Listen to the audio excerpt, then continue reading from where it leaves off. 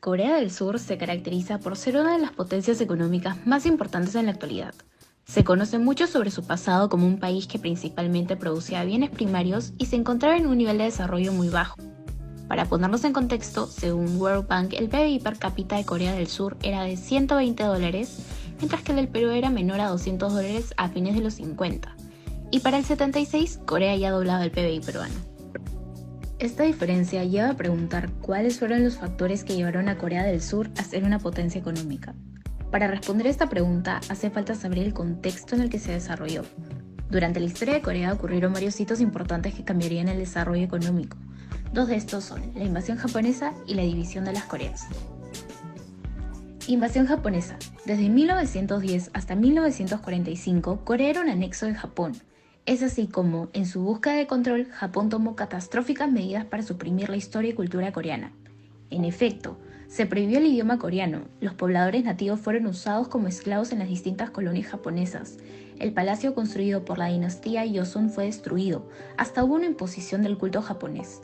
Todo esto fue un golpe duro para la sociedad coreana, que se llegó a percibir como inferior y primitiva. División de las Coreas. Tras el fin de la Segunda Guerra Mundial, la Unión Soviética y los Estados Unidos acordaron la división de Corea en dos estados soberanos. El sur permaneció bajo la influencia estadounidense, mientras que el norte quedó a cargo de los soviéticos.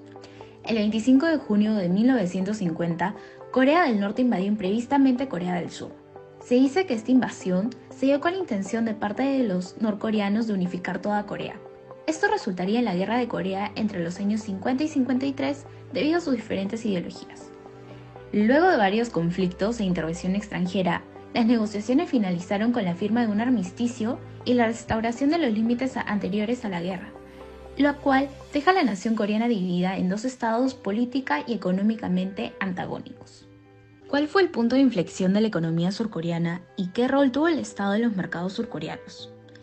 En 1961, el general Park Chung-hee tomó el poder tras un golpe militar que duraría 18 años, en los cuales se llevó a cabo el milagro del río Han, también conocido como el milagro económico surcoreano. La esencia de este gobierno militar era su junta militar, la cual consideraba la transformación de la economía coreana su mayor objetivo. Buscaban trasladarse a una economía agrícola a una exportadora, lo cual lograron gracias a sus políticas intervencionistas. A continuación se listan algunos de los cambios más importantes. Primero, la apertura del comercio internacional. El general Park tenía un gran objetivo en mente, convertir a Corea en una industria basada en la exportación. ¿Cuál era su plan? Reemplazar a la industrialización por sustitución de importaciones con la expansión de exportación. Segundo, protección de industrias clave. El gobierno del general Park llevó a cabo una intervención estatal orientada al mercado. Específicamente, el Estado movilizaba y asignaba los recursos de la nación al desarrollo de la industria nacional. El foco lo tuvo el sector de materia prima. La razón es que los oficiales estatales consideraban este sector como fundamental en una economía industrial moderna. Además, la junta militar guiaba la actividad del sector privado hacia el uso de esta materia prima.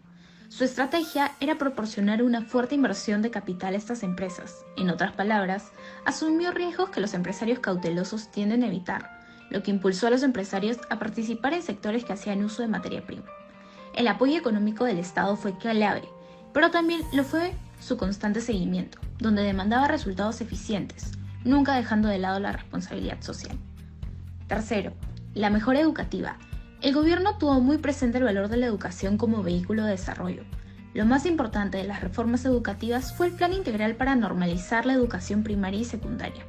Una de las medidas más importantes fue la eliminación de las pruebas de acceso a la educación media, la cual era vista como un obstáculo sustancial para la entrada a un mayor nivel educativo. Otra medida clave fue la creación de una administración descentralizada, la cual ayudó a disminuir las desigualdades sociales.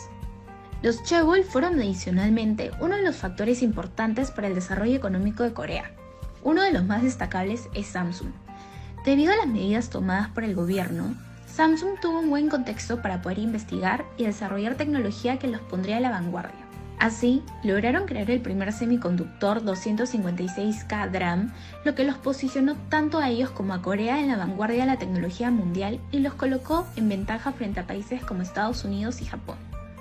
¿Cómo le va la economía surcoreana en la actualidad? En la actualidad, Corea del Sur ocupa el 10º lugar entre las mayores potencias económicas del mundo y el cuarto en Asia hasta el 2022. El ingreso per cápita aumentó de $100 en 1963 a más de $31.762 en 2021, lo cual evidencia el espectacular ascenso de ser uno de los países más pobres del mundo a ser un país desarrollado de altos ingresos en tan solo una generación. De igual manera, se espera que sus principales marcas como Samsung, LG, Kia y Fila sigan influyendo y liderando en el mercado mundial. Esperamos que les haya gustado y hayan encontrado esta información útil. Para más videos así, suscríbanse al Facebook de la Embajada. Hasta la próxima.